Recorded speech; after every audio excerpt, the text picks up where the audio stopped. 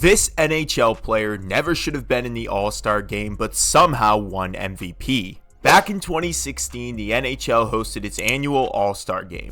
The purpose of this event is to showcase the skills of the NHL's best players from every division. But something happened that year that the NHL could have never predicted. John Scott, the 33-year-old forward who played for the Arizona Coyotes, somehow received an overwhelming amount of votes from fans. But why is this a weird thing? John Scott was not exactly the type of player that the NHL wanted to showcase in this event. You see, Scott was a 6'8" enforcer with 5 goals, 6 assists, and 542 penalty minutes in over 285 NHL games, which he played for 6 teams over 8 seasons. And right before the games, he was traded from the Arizona Coyotes to the Montreal Canadiens, making his Pacific Division participation a bit complicated. So how did Scott even get into the games in the first place? Well, fans took notice of a Sportsnet podcast where Scott was discussed as a potential fit for the new 3-on-3 format and how entertaining it would be to have an enforcer like Scott mixed in with all of these skillful NHL players. Fans got word of this, and in just a week, Scott had the most fan votes in the NHL Weekly Rankings update.